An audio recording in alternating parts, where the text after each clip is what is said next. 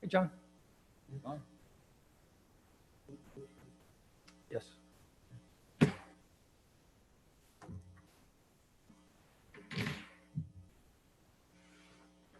guys get a call a couple minutes ago. No, they were doing a birthday party drive-by. It has become a thing here recently. And I believe they are on Strasburg Pike. You mean somebody asked them, hey, we're having We've been asked for birthday party drive-bys and graduation drive-bys here recently, and we do it for a donation. So for you. some have given 100, some have given 35, one has given 200. So For you. we'll take that. It's 15 minutes worth of work. It's good. I was eating dinner. I thought, well, guess evening gonna make the meeting. Yeah. Give me a call. Good for you. So that's become a thing here lately, all over really. Yeah. Good for you. That's great. Hey, Bruce. How's it going, Joe? Good. Good, man. Hi, Bruce. Good.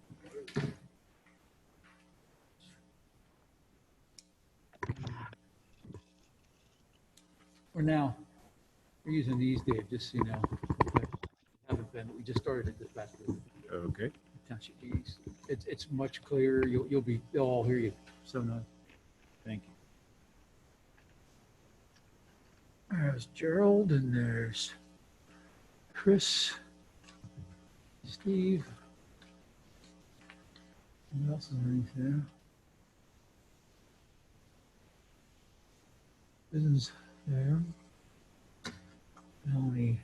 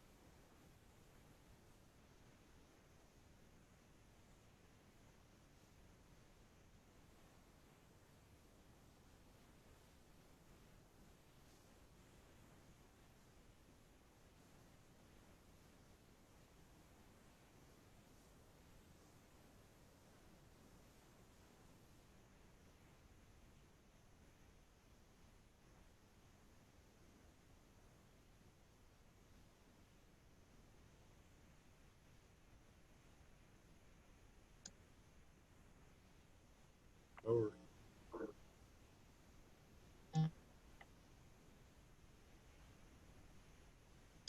Lower right, unmute all.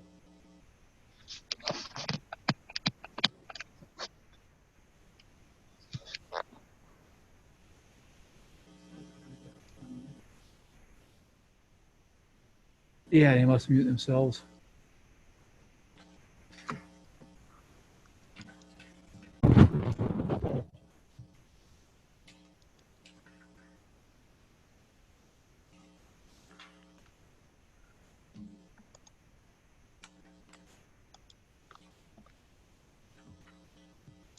Let's see here. We got Susan's on there. Are we waiting on anyone? Trying to figure it out here. Dave's here.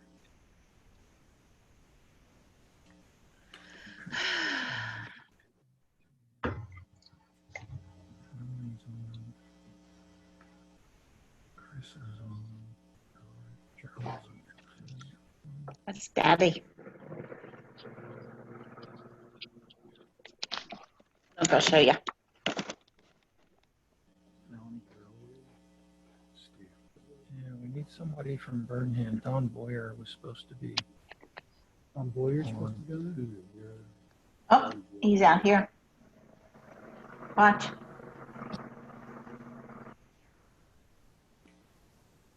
We can hear you, Melanie.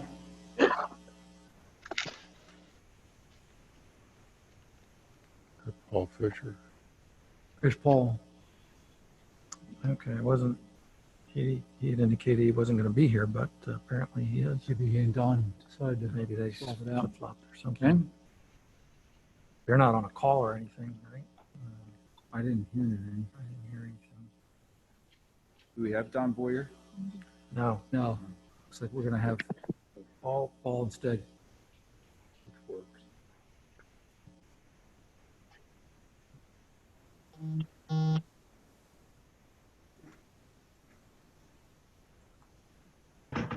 Okay, based on this, do we have a quorum or? No, I don't see Paul anymore.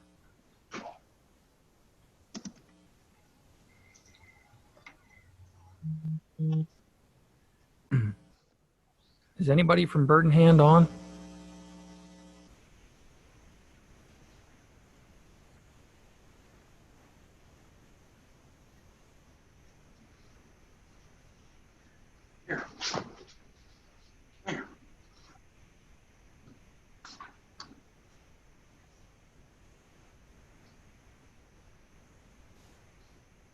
I didn't bring my phone list, so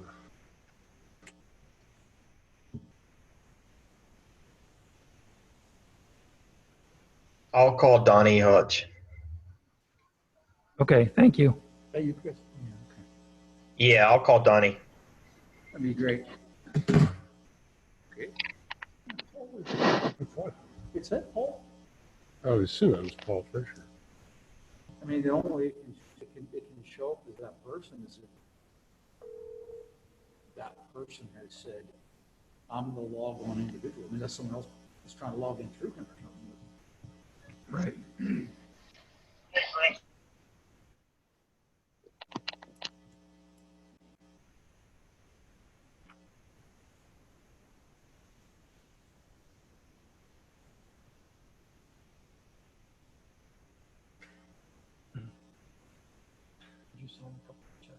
Was Claire Graham supposed to be here? I'm sorry? Was Claire Graham? We didn't hear back from Claire.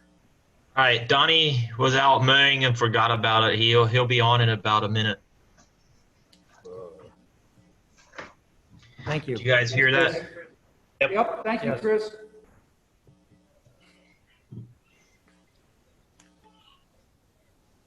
Anybody want a Mountain Dew? I'll take two, please.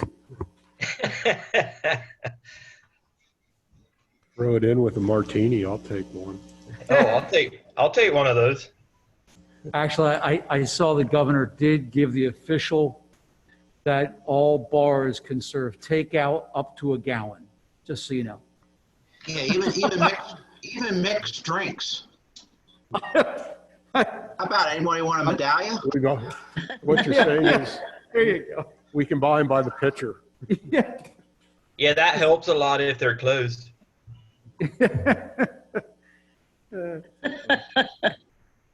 Oh, my word. There are still open container laws. I know. I was like, how am I going to get that out? You know, a growler of vodka.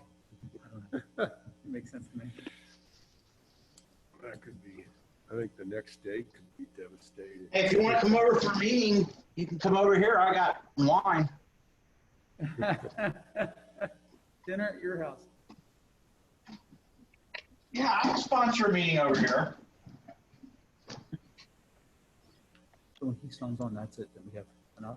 Yeah, we're good if Don gets on. Okay, so.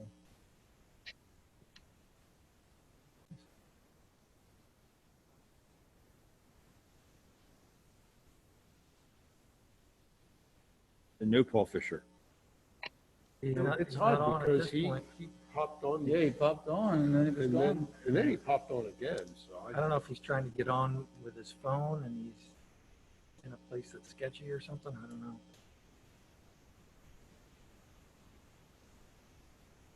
He wasn't scheduled to be on anyway. Did he? No, he said he wasn't able to be there. Come in.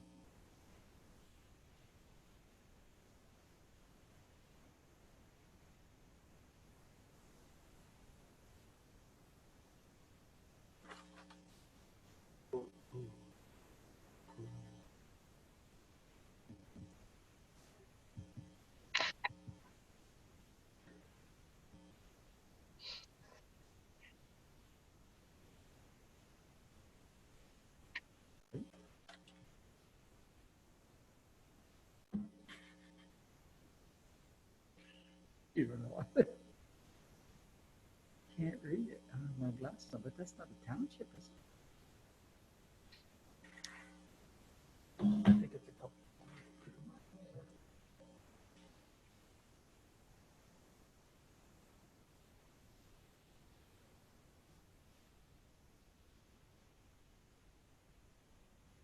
Where's is the Conestoga to your left? Okay, okay. Oh. Okay. That's the Peckway. Oh yeah, it's really turned. It's cocked to the left. Huh. What's the purpose of it? Okay. The topographical. No. Yeah. Okay. Huh. East and West Lampeter. Were they ever one? Once known as Lampeter. Yep, it was just one. Yep. When So, did the split, 1843. split happen in 1843? On the guard.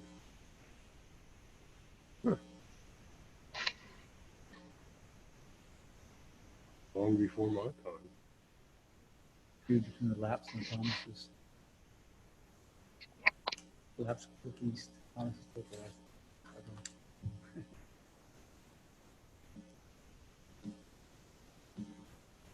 Yeah, there are a lot of property owner names on that map. You know, Buckwalters and Yeah. Claps and Stoltzfus. And I have the 1870s ones that they did just of the east. You look at all the farmers, and it's the Buckwalders, Landis. Landis is a lot on Oh, the yeah, side. Yeah, there's there's, a lot of them. that's who owned our property over on Pitney Road. Landis, one of the Landis. Oh, was it really? Yeah. Before it was Hubley. Yeah, that's who they bought it. I actually have the copy of one, the deed. Oh, yeah. And Uh-huh. you got to see all the restrictions on that from the railroad that goes back to like the 1840s, the power company when it was Edison Electric, and Bell Telephone for right of way. There's sewer rights of way through there. It's, Okay, I'm in. I'm sorry about that. there's a lot of underground. Okay, Don's on by phone. Hello, Don. Yes, hello. Sorry about that. Yeah, I'm on by phone. I'm having trouble logging in to the computer. Got you. Okay. Good stuff. Hello and welcome to the meeting of the East Lampeter Township Emergency Services Committee. My name is Bruce Paul. I'm a citizen representative and the committee chairman.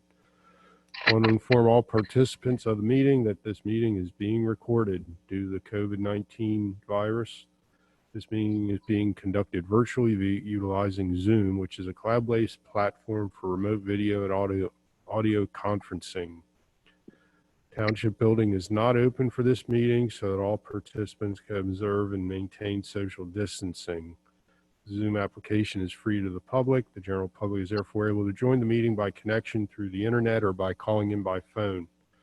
The township expects to utilize this vehicle for all future public meetings during and after the COVID-19 crisis. Please continue to check the township website calendar for any updates related to these public meetings. Agendas for these public meetings will also be available on the township's website and will be posted on the front of the township building. The township will also be recording the meeting and making available for viewing via the township website and the YouTube channel. Joining me in the meeting room while observing social distancing are Dave Keenes, secretary, myself, John Blowers, and Ralph Hutchinson. For those committee members joining via Zoom, I now want to confirm that they can hear me and all of us can hear them. When I call your name, please give an indication that you're able to hear me. Susan Yoder. Yes, sir. Good. Don Boyer. Yes, sir. Good. Steve Gribble. Yes, I want to let you know Dave is also in the office with me. Okay. Melanie McHenry. Yes. Chris Kaufman. Yes. Gerald Kling.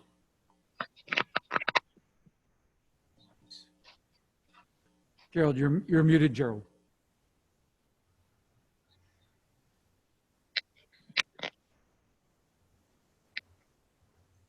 Can you hear me, Gerald? Locked up now. Okay. We're frozen there.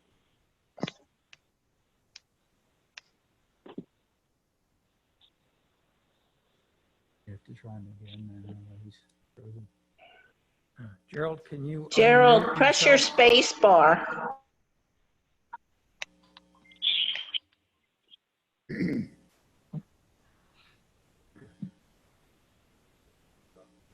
He's frozen. Jeff Hatfield, can you hear me?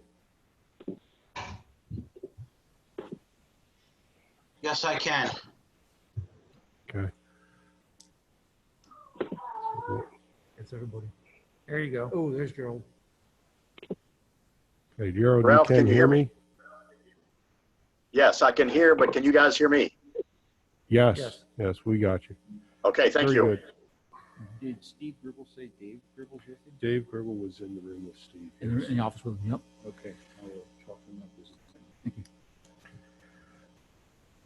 All votes will be taken by roll call so they can be properly recorded. In order to accommodate public comments at this meeting, the township will be accepting public comment via written comments and email.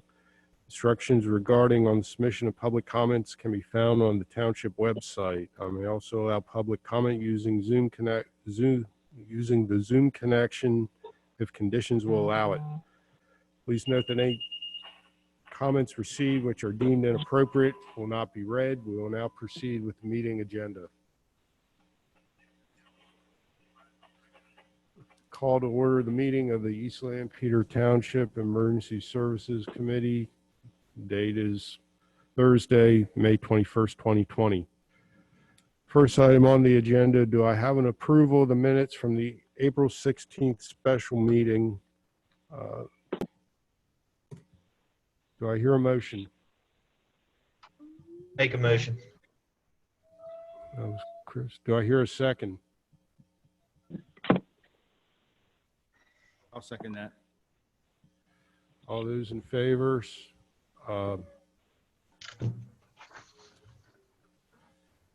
Susan Yoder, Aye. Don Boyer, Aye. Steve Gribble, Aye. Melanie McHenry, Aye. Chris Kaufman, Aye. Gerald Kling, Aye. John. Aye. Dave. Aye. Aye. Also, aye. All right, old business. Report from the Fire Apparatus Replacement Committee regarding Lafayette Engine 63-3 is scheduled to arrive next year. Okay, the unit is ordered, and we've signed the contract. It's got an order number. We've submitted for our loan. That's been approved. We've paid the $100,000 down, and actually, the Bank of Kansas City, or Kansas State Bank, has actually forwarded the funds to Glick and Pierce, and the truck has been paid in full. So we have garnished the savings of approximately $25,000. I've notified the township. Ralph has the email that our next funds due will be 1 year from now. Basically, we'll receive an invoice in April of 2021, and the first payment due will be the funds from the township, and then we will take over the loan after that. With that said, we've submitted our FEMA paperwork because we will be taking over the Kansas City State Bank loan with Pennsylvania Emergency Management Funds. And that paperwork has been notarized and sent, and we're just waiting to be approved for that. So we are moving along at light speed. Good. Awesome. Good. I just want to thank everyone for their support. Welcome. No problem. Absolutely.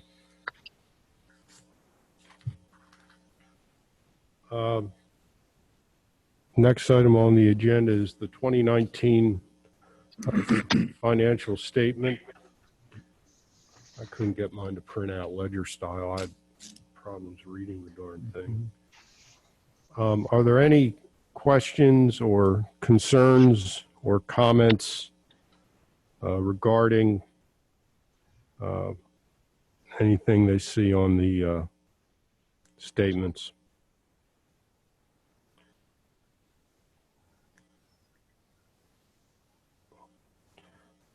I had a question for Ronks where it says fire apparatus vehicle purchase. What all did you purchase, Steve? Just out of curiosity, I don't recall. Bought the duty vehicle / squad 2 last Okay. February. All right. I had a question for Lafayette. The miscellaneous $31,000. What was that? What all was that? I would have to check with the treasurer on that. I'm not exactly sure. Okay. Those were the only two things that stuck out as far as just out of my personal curiosity. Is nothing, no derogatory or nothing, just to satisfy my own curiosity. So, John, do we make a motion to accept these? Yeah, Is it- we okay. need to make a motion to accept the financial statement because it is for 2019 And then submit it to the board? and then submit to the board. Okay. Yep. I need a motion to accept the 2019 financial statements from the fire departments and submit them to the Board of Supervisors. So first of all, do I hear a motion to accept the 2019 financial statements? So moved. I make Okay. Do I hear a second? I'll second that. Oh, Chris. Chris. Okay. I have a motion and a second. Susan Yoder, yay or nay? Yay. Don Boyer, Yay. Steve Gribble, Yay. Melanie, Yay. Chris, Yay. Gerald, Yay. Dave. Aye. Aye. Okay, aye. Motion carries. As far as this goes, do I need to present to the board or anything? Or? You know, I think in the past, you've definitely included in our packets. Yes. If you want me at a meeting, I can show up. That's fine. I think maybe if you can just get clarity on those two items that you asked, Okay. if you would, and then perhaps provide Ralph with just answers to those two, and I think would be sufficient. Bruce, okay? Okay, Ronks was a squad purchase. Ronks was a squad purchase, and then Dave said he'd just have to get his treasurer to give us that answer on the miscellaneous. Okay, I said that's all. Do you guys want any questions? No, it's good. Okay, No, those are good that's what questions, yeah. struck out. Yeah. All right. New business, fire alarm billing ordinance. And Ralph, would you expand on that? I did ask, did you get any information about Lake Cocker, Upper Lake Cocker, Manheim Township, how they deal with? I did a quick website search for both Manheim Township and Upper Lake Cock, and they do have ordinances that address fire alarms. From what I could tell in reading them fairly quickly, the false alarm fee in Manheim Township is for residential, it's, well, for there to be any fee, you have to have at least 4 false alarms in a year. And then on the 4th alarm, it's $100 for residential, $200 for non-residential, And then for the 5th, it's 150 and 300. For the 6th, it's 200 and 400. And then for the 7th and any more than that, it's 300 and 500. Okay. The Upper Laycock ordinance, from what I could tell in reading it, they don't have a fee for false alarms. Okay. I guess, could you give some history and background and why we wanted to bring this, or why this was? Sure.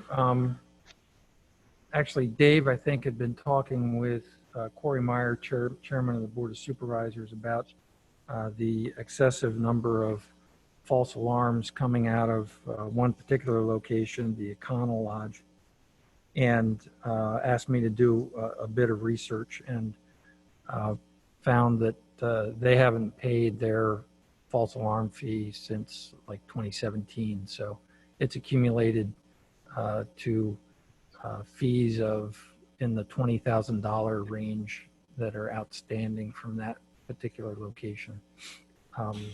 So our existing ordinance that's been on the books since 1996 does charge a fee for the third and subsequent, for the 5th and subsequent alarms, and it's $50 for the 5th, $100 for the 6th, $150 for the 7th, and it goes up by $50 each time after that.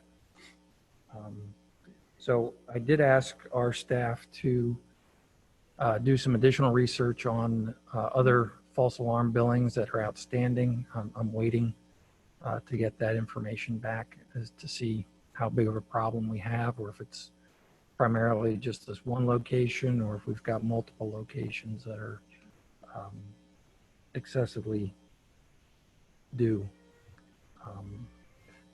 And then the follow-up question to that was, well, you know, the goal of this was to reduce the number of false alarms so that, you know, the crews aren't running when they don't have to. So question is the current ordinance effective, or should there be some changes to the ordinance that would make it more effective in reducing the number of false alarms? I think, you know, the purpose of the ordinance is really, if we're having an excessive number, is to have the entity that's doing the infraction to get it together and get it fixed. If we have a business out there that owes $20,000, and obviously there's no incentive to get the problem corrected. I'm not certain, you know, I'm a little surprised by the amount, because these fines are really negligible as far as I'm concerned. I can tell you the protocol that we have where I work is, you know, we have a fire alarm. I get a phone call. I'm expected to go in and, you know, deal with it. That should never happen twice for the same reason. So I guess we would need some research, because, as you said, is it simply the one business that is obviously abusing this, or are there more out there that, you know, we simply don't know about? And, you know, maybe Econo Lodge might be, you know, the worst offender, but are there others out there, you know, that have racked up this amount of billings? I mean, I'm open. I'll listen to what anyone says, but obviously, you know, at least this one business has no incentive to get their act together. And is there can the township itself do anything about it, as far as beyond the fines? You know, can they, you know, interrupt their, you know, I guess with COVID-19, it really isn't going to impact, but can they, you know, take actions on top of, you know, the fees that obviously aren't being paid, and, you know, probably the scoldings and disgruntledness from the fire companies. Take them through the district magistrate's office. Oh, right. To collect the amount, we have to go to the magistrate's office or Yes. small claims to recover the fee. But even if we're able to recover the fee, that doesn't necessarily mean that the alarm system gets fixed Right, to the that's- point that we don't get false alarms. Well, we just had a fire call just now for it again.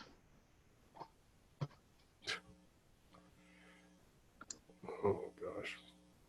So, you know, what can we do to basically help the fire companies to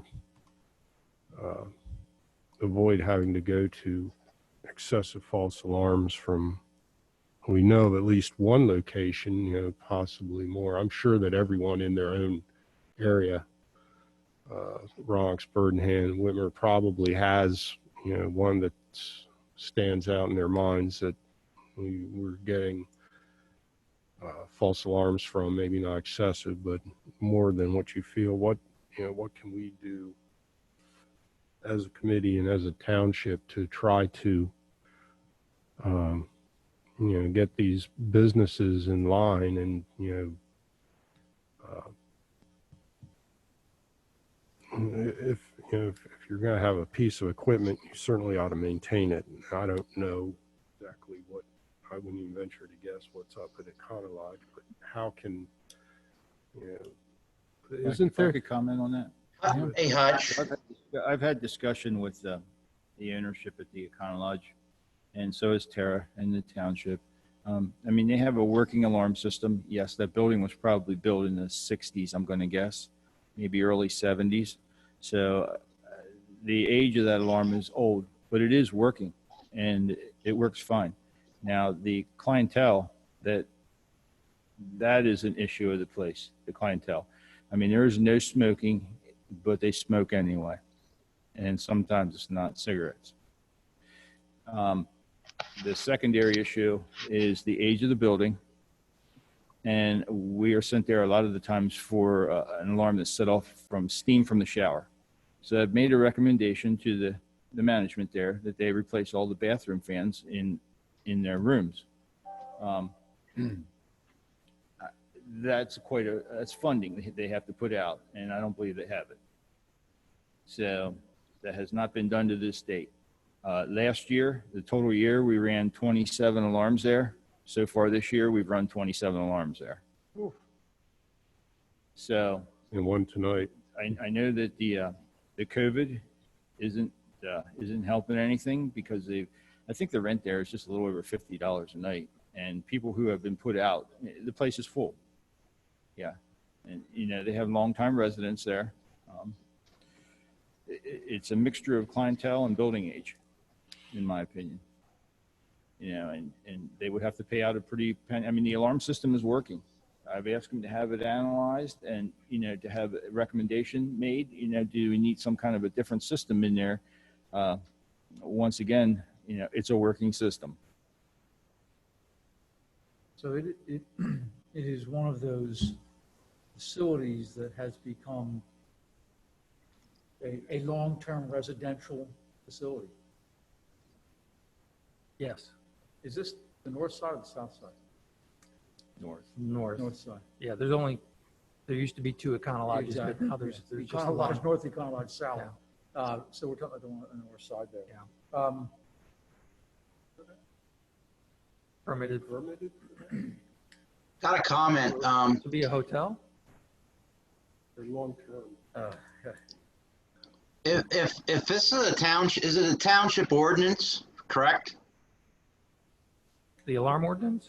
Yes. Yeah. Okay, then under that and under district court, a non-traffic citation could be issued by the police to them in regards to alarms. And it goes, then that's filed through the district magistrate's office.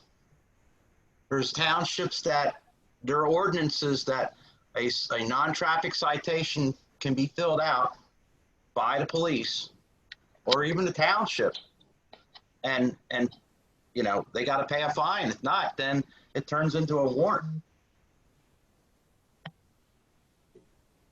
If they Yeah, it's a rack- civil, If they rack up $20,000 worth of fines, I don't think additional fines. I know the city gives citations out. So may I'm want to kinda check with the surprised. city. Kind of surprised that they haven't been paying their fines because I know for a fact that they do tack on an additional $25 to the room that we determined that the alarm came from. And whether it's due to smoking or due to the steam from the shower, it used to be more than that, but they've lowered their fee to $25. And I'm just kind of surprised that they're not forwarding that to the township or, you know, to pay the invoices. I know one of our members has also met with the owner down there and asked for, you know, hey, since we run your facility so much, you know, how about some support, community support? Because when we send the fund drive letter out, we get nothing. And they have offered to assist in sponsoring like a volleyball tournament at the volleyball corner, because volleyball is big in the country that they come from. And unfortunately, we had that all planned out because of COVID that we had to cancel the event. So that was just another way to try and, Get something from them. yes, Who's the owner? I don't know the name. it's Patel. I can tell you that. And his first name, it's KP. That's what I call him. I'm not sure. I mean, I've met a lot of the hotel owners, but that one doesn't sound familiar. So was that Jeff that was asking that question? I didn't look up to see that. I think it was Jeff. Who was- About the ordinance? Yeah, about the ordinance. Yes, it was Jeff. I mean, we could go to civil court.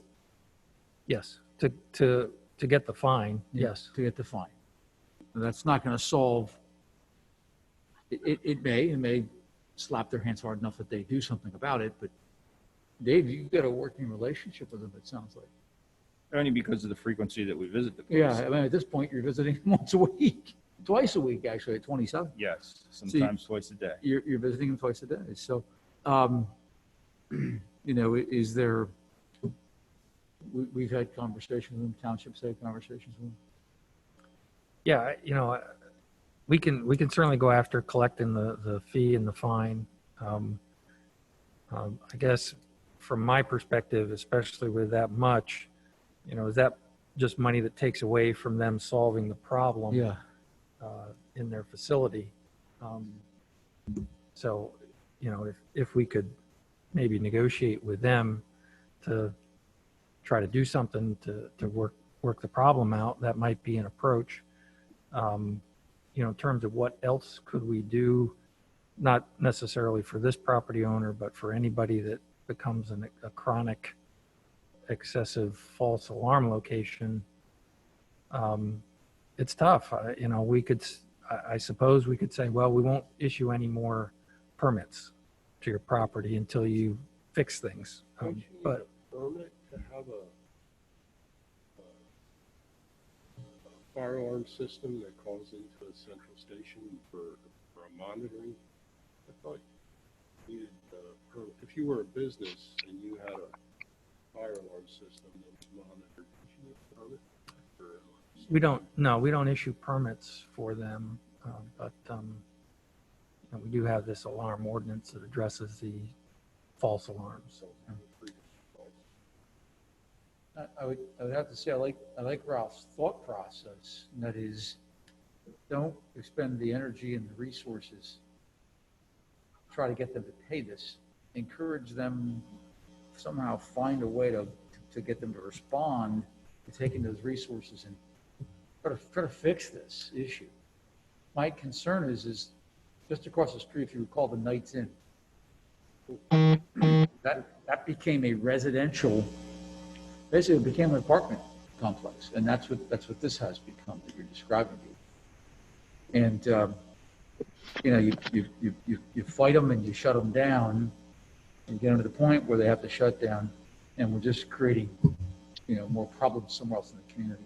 I know that the Coalition to End Homelessness has, when we were working through the Knights Inn situation, they had approached us, me, and had talked about this, giving out these vouchers to get some of these folks to spend the $25 to $50 a night to stay at these places. So I don't think we're on a good path to deal with the issue if we're shutting it down. I think we're just going to keep causing some community problems. But getting them to put resources into trying to change this. I think it might be worthwhile to say, look, our volunteers are spending an inordinate amount of time at this facility. You've racked up this bill. We would appreciate, if you would, instead of, we go through the collection process, we would appreciate if you would spend the money to get it together. We don't want to be a pain in your butt. We don't want to have to come after you. But on the flip side, the people who are showing up are not paid. They're volunteers, and they're spending more time here than any other business. And we recognize that your clientele is some of the problem. We also recognize you have an older facility, and the alarm system could be better. That might be an approach to take, where we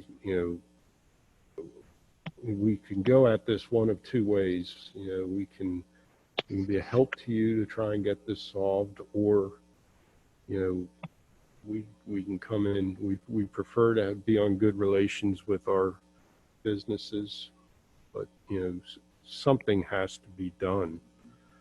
My God, 27 alarms to date, and we're not even halfway through the year. My goodness. I can tell you that management was very open to suggestions, and that's all I had for them, was to replace the bathroom fans and to review the alarm system. The alarms that are coming in are smoke detectors, and Yes. Hey, Dave, I've got a question for you. Is there somebody there 24/7 at the front desk? Yes, there is. That alarm does not have to go into county control. That can be monitored right there at the desk. We have 3 motels that way now, that if there's someone there 24/7, they send someone to the room to see what the problem is. One of them's a Steamboat, and they've handled a lot of their own problems. They go and investigate if they do have a call, but the alarm still goes off there, but it does not. Yeah, now you mentioned a key word there when you said that they send someone to the room and investigate, and they've already relayed to us that they're uncomfortable doing that. Because of the clientele they have there. Yeah, they would rather have us check the room. They might be scared of the clientele. Okay. Well, that's all well and good. However, you have a lot of firemen putting their lives on the line just getting to a false alarm. Heaven forbid someone is in an accident for a company that's being incompetent. Well, I think too, I what agree, happened, Melanie. Probably what the best happened- recourse at this time is to have a sit-down meeting with the management there and see how we can attempt to resolve this. Dave, how bad has this hurt your response to that building? I mean, it's less and less all the time as far as people. isn't it? In the middle of the night, there's times where we respond with 3. With your duty vehicle or something. No, on the engine. You do? Yeah, Yes. yeah, it'll roll. if they notice the econoline. Rollover. Yeah.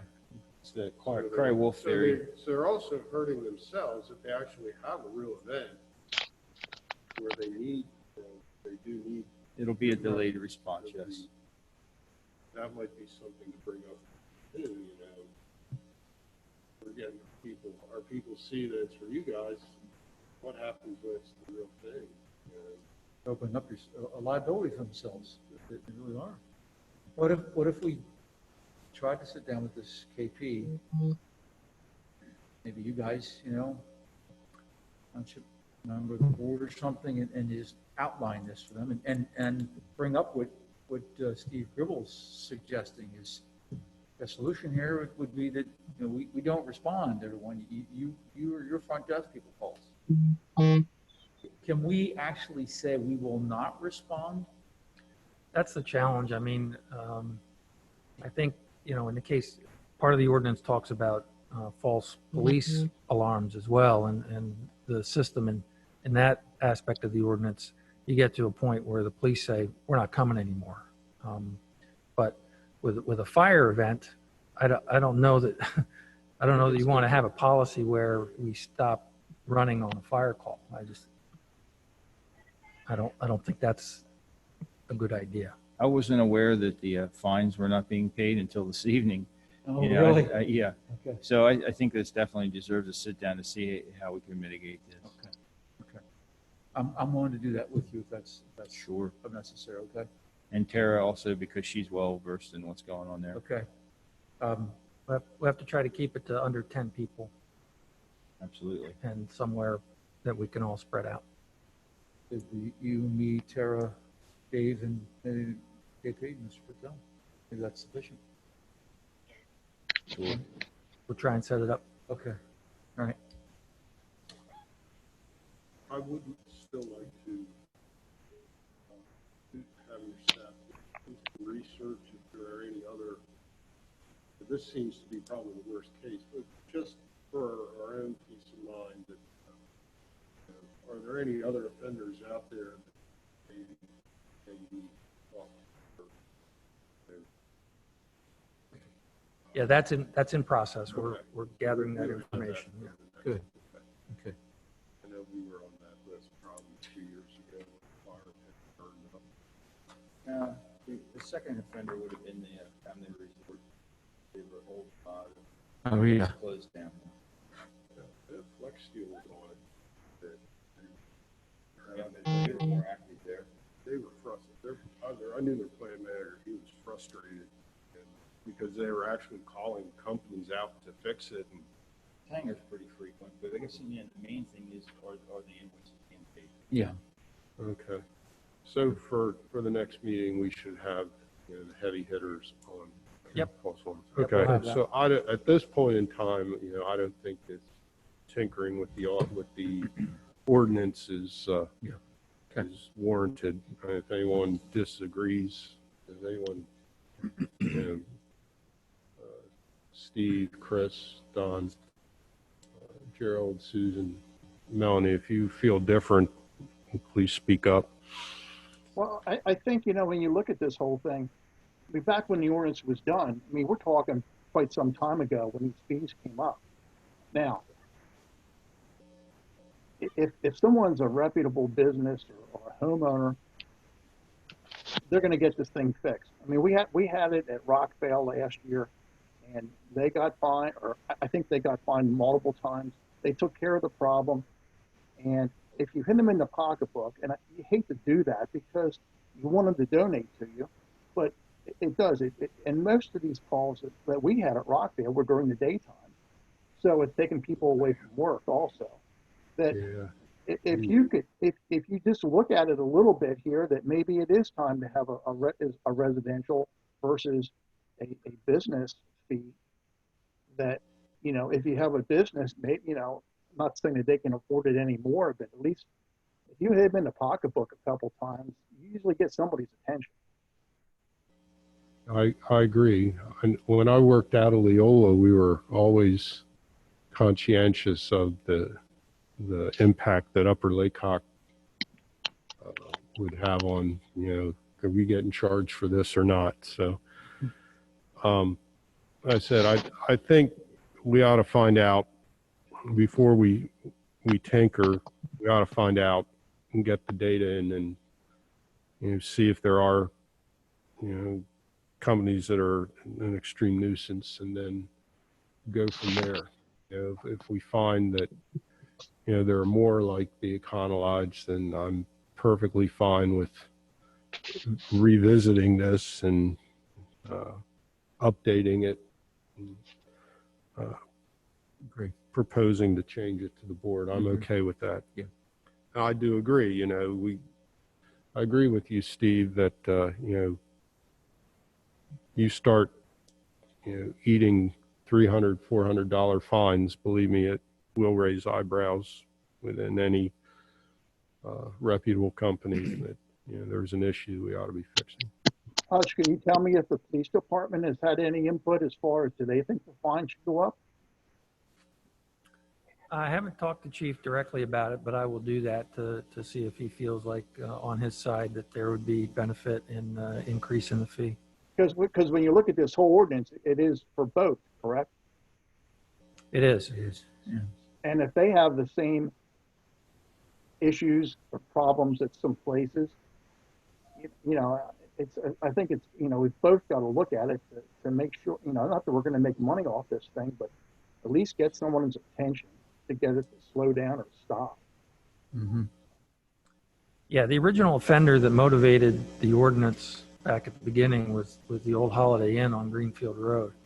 And, that's gone now, but, that was the original motivator. We were getting false alarms out of that place constantly. And so the ordinance was developed and, it's been in place since the mid-90s, as I said, but it does apply to both police and fire. I would hope that, if we did have a chronic location on the police side that, Chief would have said something to me by now. But I'll ask again and see if we need to do anything from his perspective. Okay. All right. With that being said, you'll get the data for us the next meeting. New business for the township. Yeah, just wanted to mention a couple of things. If anybody does have any updates to their driver's lists for the fuel card system, let me know.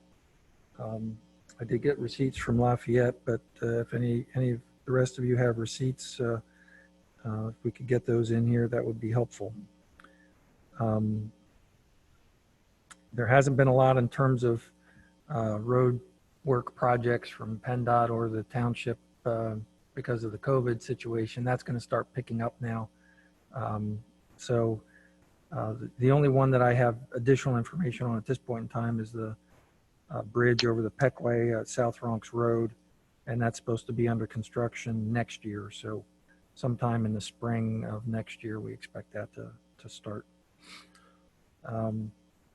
What's going on the underpass under the railroad bridge at Greenfield? Yeah. Greenfield Road, yeah. Well, a couple things. UGI has been trying to do a project there to increase the size of their main in that area. We're also in the process of doing a stormwater project at the bottom there to try and relieve the flooding. It looked like there situation. was new drains and the inverts were lowered, and There's more to that project, which isn't scheduled right now, but Okay. it's coming. So, I drive home that way every day. I gotta make certain I'm through by 7 o'clock, or I have to take the long way home. That's all. yep, that's what happens. As far as development activity, that's sort of been the same. We are expecting the project, Highs project on the property that we call the Zook Yoder Esch property, which is what I would call east of Greenfield Road, off of the new, what they call Ben Franklin Boulevard. There's going to be a Thaddeus Stevens building put in there. Hopefully everybody saw those plans when they went through and is aware of that, but we're expecting that to get started here shortly.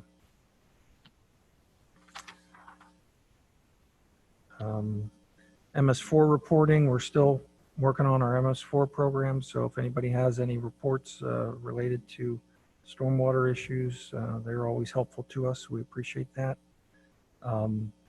At this point in time, just for your general awareness, not necessarily a emergency services thing, but the stormwater fee at this point in time is scheduled to start. The first billing would be the July 1st billing that goes out with the next sewer bill. The only other thing I was going to mention was, the budget situation with the virus issues that have, hit the economy the way it has. It's also hitting the township's revenues significantly. We're estimating at this point in time, out of our roughly $11 million general fund budget, that we're going to be down $1.2 million in revenues this year.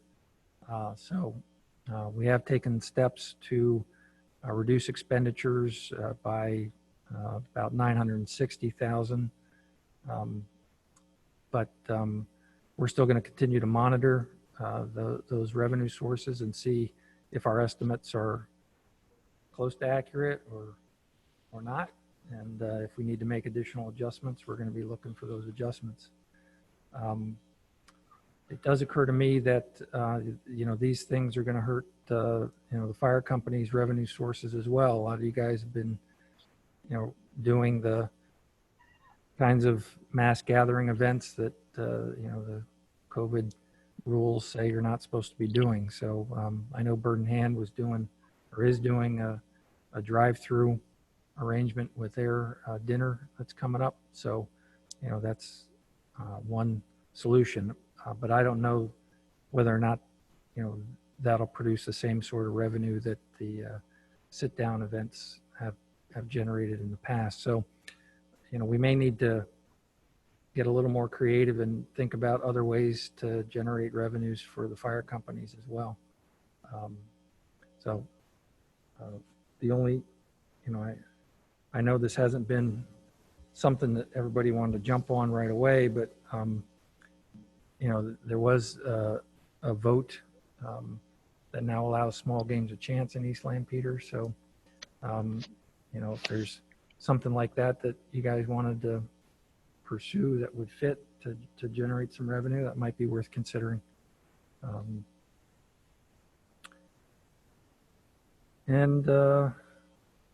think that, depending upon what the situation is in July for your next meeting, we of course can do the Zoom arrangements as we're doing now, but if things loosen up and you want to have everybody meet in person, we can talk about that as we get closer. Okay. Just a note on the fire company revenue. I know that there's a bill before the House, and I don't believe that the State House of Representatives is meeting currently, maybe by Zoom also, but it's on the floor. I think it's to be discussed in June.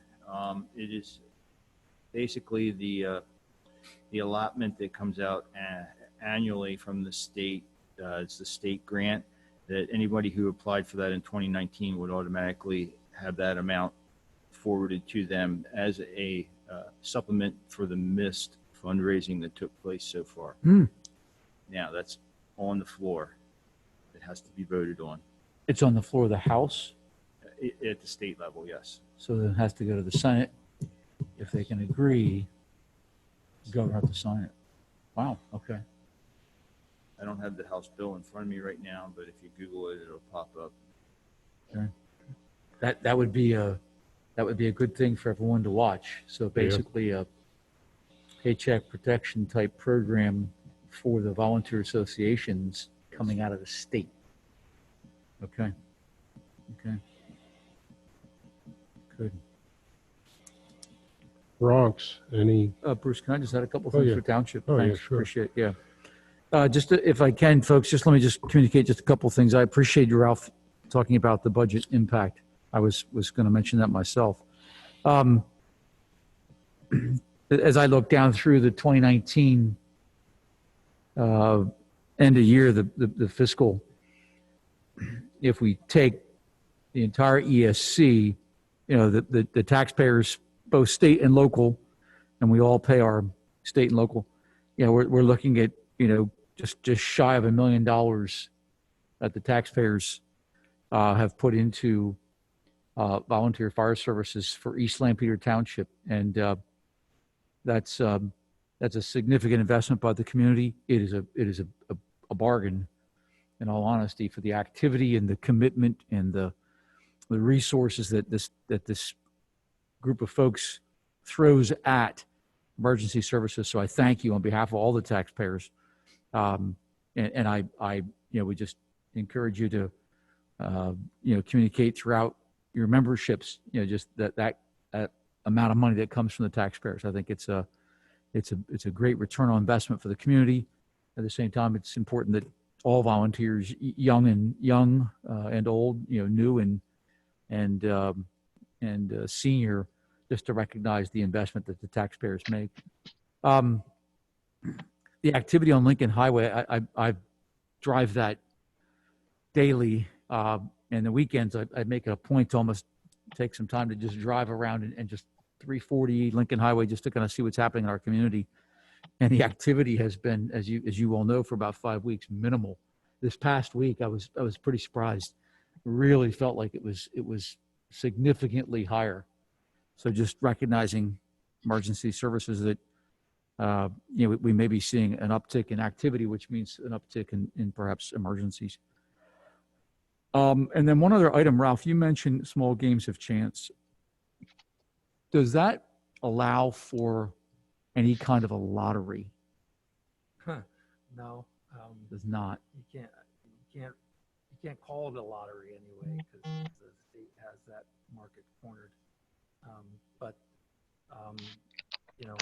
50-50 raffles,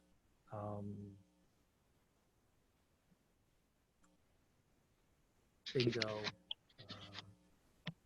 Could we do, for instance, begin an emergency East Lampeter Township Emergency Services Committee's annual 50-50 raffle, and we build this over the next couple of years, and it's funds that go into the entire ESC divided by the 4, and it's a lottery, but we call it something else. Just thinking, getting creative, just on behalf of the Emergency Services Committee. People like to pay $1 and try to win $100,000. Is it possible that we could get that to the point where it's, the township wouldn't be able to do it as a township function. It'd have to be a not-for-profit entity that would do that. We could certainly provide, some method of supporting it, if that's the board's wish to, provide the printing or advertising or, things of that sort to support it. But has it ever come up, chiefs? Ever come up doing a? Lancaster City has it's a separate entity, and basically they're out there knocking on doors and asking for donations, and that's how they get their smoke detectors to hand out. And if they need a piece of equipment, for the fire service in Lancaster City, they will attempt to purchase thermal imaging cameras or whatever it be. I don't hear much out of that group though, because it's a city thing. I believe Pat Egan heads that up, and a couple of the other business owners in the city. Can't say I know much about it though. Let's do the ESC, East Lampeter Township ESC annual lottery. Give $1, you win 50,000. Just an idea. All right, that's it. Thank you, Bruce. Got a gun raffle. A gun raffle. There you go. I'm with you. A bow. go over to Kaufhold and get a nice bow and $2,000, $3,000 bow, and you raffle it off. And I'm sure they'll donate it too. Yeah. Never know. All right, Ronks, any updates or issues? We have nothing this time, Bruce. Okay. Bird in hand. Only thing I have is what Ralph said, our chicken barbecue this Saturday, 9 to 6. And we are doing takeout and delivery only. So we're not seating dining room. At this point, we're not feeling that we're going to have a downturn. We think we're going to sell out just from the way some of the other fire companies have been doing here. Bearville and some of the other fire companies have seemed to be selling out pretty quick. So we're excited to see what happens this weekend. And I saw the line at Bearville the other week. That was amazing. Yeah, the line along 23. I talked to people that sat for an hour and a half waiting. So, Yeah. and we did cancel our auction, and we are still hopeful that we can have the race here in September, our 5K and half marathon.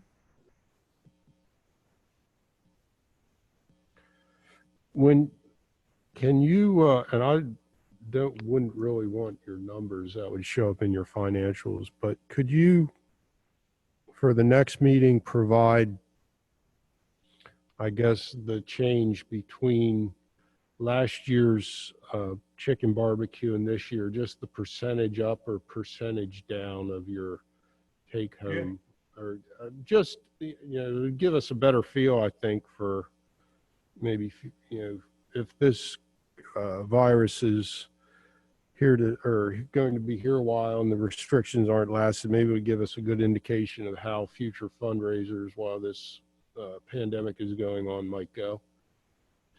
Yeah. Our guys will be monitoring that anyway, just to see.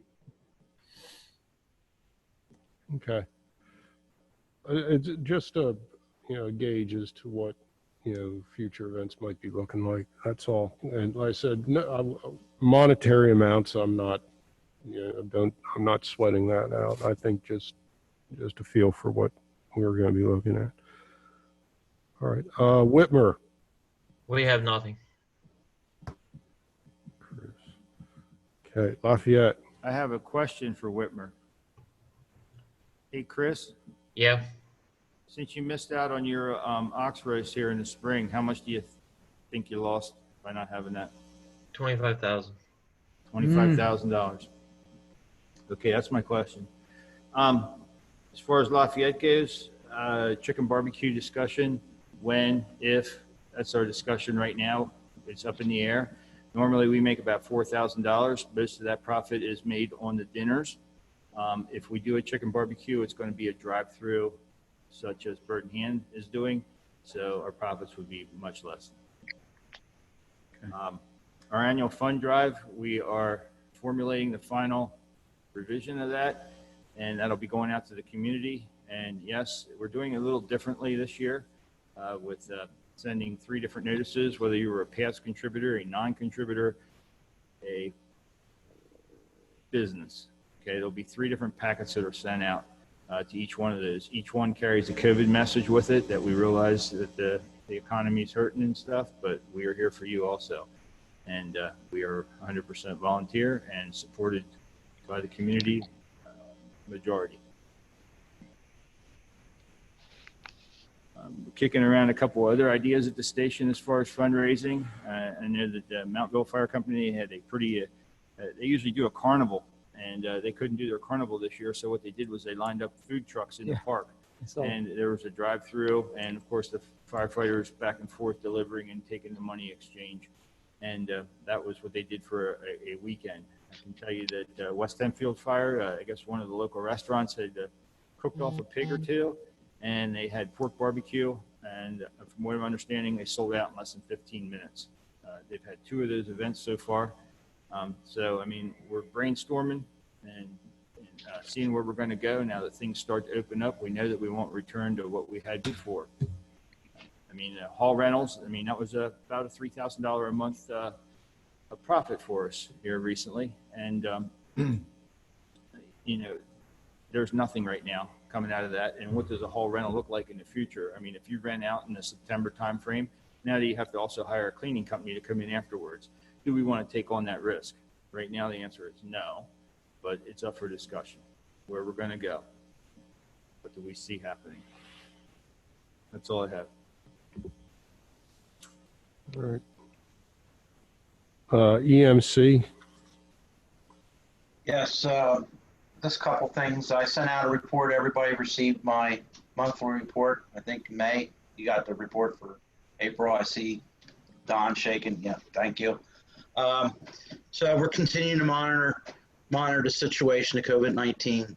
We're currently keeping the Facebook page up to date. Also, I finished up and saw Ralph today, finished up with my basics certification for PEMA. Apparently they didn't like the one certificate I had, so I had a class this past Tuesday. So I'll have certification from the state here for one of my certifications, another one. The other thing is everybody did receive a copy to look over the other month, I believe, was in March, that we sent out in regards to the township emergency response plan. I didn't receive anything, so I spoke to Ralph about that today, and we'll now look at it when we can get together internally with the township people, then sit down and look and go over that as well. About it for my report. Thank you. Anybody have any questions for me?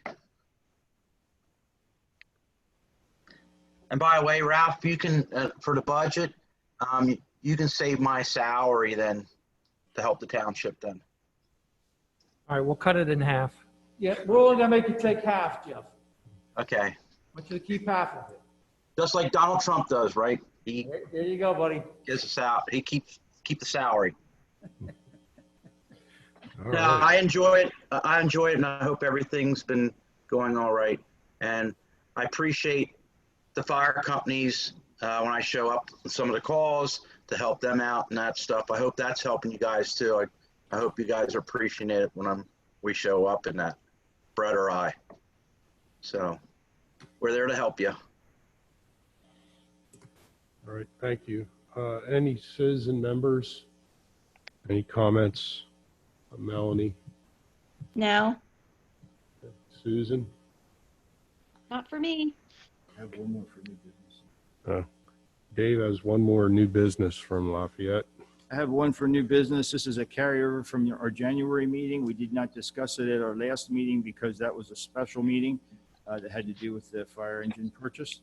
The carryover from the January meeting was we had a hazardous materials discussion there, and that was a pretty lengthy discussion on supplies and where we should store supplies and should we have extra, and should we have a shed or a trailer?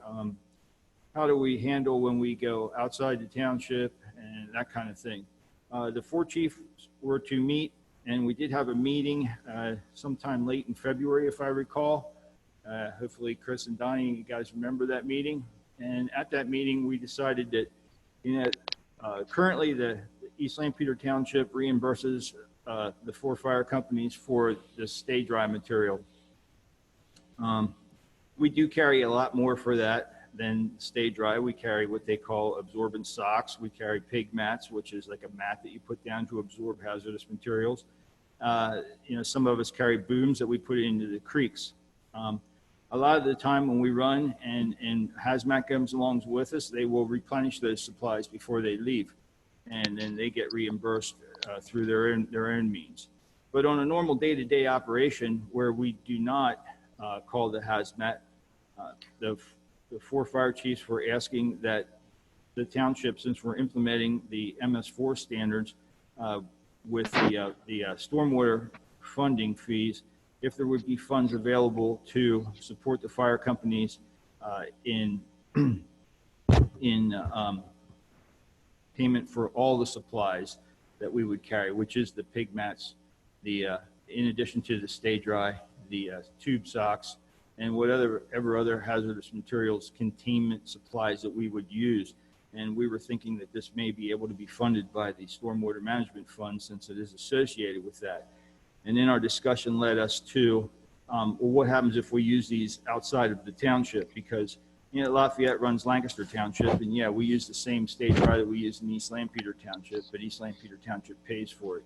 I think Dave Gribble mentioned that they ran a barn fire and the Paradise Chiefs wanted them to get out all their booms and put them for control runoff at the barn.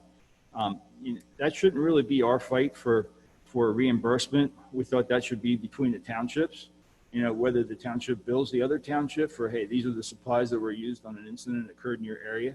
I mean, we're here for the greater common good, I guess, of making sure that we maintain clean waterways and we're doing the right thing for the Chesapeake. But should all the burden fall on the fire companies? I don't think it would be a lot of burden, but right now we're getting the stay dry material, and if I use any pig socks, if they're not reimbursed by hazmat, then I'm out buying a box at about $130 a box.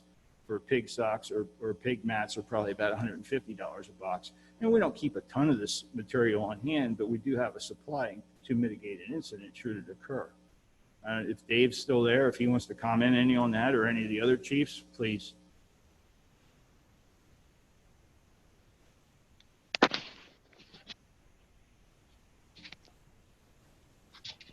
Where in your expense statements would this show up? If you have to go out and buy pigs or mats or Probably just general tools and supplies. We don't spend a lot every year. It just depends what kind of hazard occurs. So we have a stay dry category on there, right but supplies and small tools. Is that what you're? it could fall into that. But if we were to say that what we were to spend on that would be categorized, I would put it under the stay dry material. We would probably recategorize that to something else. So now when we purchase stay dry, we go and get a skid of stay dry and we turn that receipt into the township, and the township basically cuts us a check back. And I'm thinking the same thing would occur with any pig socks or hazmat pads or anything like that we would use. Do you think the fire companies could, look at 2019 or the past 12 months or something and say, we spent X dollars, just to give us an idea what that would mean in budget-wise? I would say off the top of my head, Lafayette spent $250. That's probably it. That's the top dollar. On top of the stay dry or oil or Top of the oil dry, yes. oil dry. And there, I see the township had an expenditure of $308. I would assume that's a reimbursement for Stay dry. stay dry to somebody. Correct. Okay. I mean, if that's, I think that's a good idea. Let's try and figure out annually how much this is costing, and then we look at it from there. I don't think it's going to be a lot. But we were thinking that the stormwater management fund might be able to support it. Is that a possibility, or is that out of the realm? I mean, it would be up to the board as to where they want to pay for it. There certainly is a relationship between those materials and our stormwater efforts. So it's not, it's logical to think that would, but I mean, the budget that was put together for the stormwater fund didn't include that. So, we've got to figure out, Trying to start collecting is what we're trying to yeah, we got to collect it first, I guess. Yeah, I would suspect minimal. But first, we ought to find out how much it's really Yeah, going to cost, how much and then it's work gonna it through and see Agreed. where. I bet you Where the it is, the last time that I bought the pig mats and the pig socks might have been 3 or 4 years ago. And it just depends what kind of an incident would occur within the township. And then you're suggesting if some of it was used in a different township, you'd tell us how much was used and we'd bill Yes, that. we would report that on the MS4 report, and I guess you would, we're thinking. If it's worth going after or not, that would be. I suspect maybe that'd be your township Yeah. decision as opposed to. $175 and we're billing. Yeah, somebody may say, really? Mhm. Okay. It's a brainstorm right now. It's a work in Okay. process, Okay. So, I mean, we can come back to the next meeting with, try and have a more accurate account of that expense. Like my $8 check for Trump aid. I'm with you. Okay. Is there anything else? I have one more thing. I did get a hold of the treasurer and to explain the $31,454 under the miscellaneous expenses. He has that categorized under director's expenses, miscellaneous, any donations to others, but the majority of it is grant preparation and safer grant expenses. So the safer grant expenses, we closed that grant out last year, and all the funds that we had gotten from the grant have to be recorded. So with all the making of the recruitment video, the billboards, the newspaper ads, and that kind of thing. Okay. And also we paid some college tuition to two gentlemen that run with us. So that's where the $31,000 is. And your helping of them is, in other words, it's keeping them engaged. The college tuition Yeah. portion? Yeah. The way the college tuition portion works is that you can put that into your grant, into the safer grant, that is somebody who participates with another fire company, and we put a minimum standard in there, who has achieved firefighter 1 requirements, and who actually stays at the dormitory close to the station at any of the colleges, that if they participated with 30% of the fire calls, that we would fund them, I think it was $20 per call and $20 per meeting that they attended or training that they attended. So I think the maximum payout that we had for one of the students was $1,500 in the semester. Okay. And both of the students that we had were residents of the Thaddeus Stevens. Good. So, Good. They still running with you? yes, they both are, but the grant has ended, so I can't offer them any tuition. Thank you. Hey, Bruce, can we go back here to the spill control things and stuff like that? A question for Hutch. When we had that spill from Valley Protein along the highway last year, do you know if Terra ever got any funds out of that for anything? I don't believe so, but I can check to be sure. Okay. I mean, that was one of those deals there where, you know, for us to have the hazmat team out, it was not a hazardous material call, but what was on the ground had to be taken care of and stuff. And, you know, there we used a lot more stuff than what we normally would at an accident probably. And I know Lafayette used some, and I believe the hazmat crew ended up going down to the Paradise area and working. I didn't know if they made out with anything in the building or not on that one. I will find out. Okay, thank you.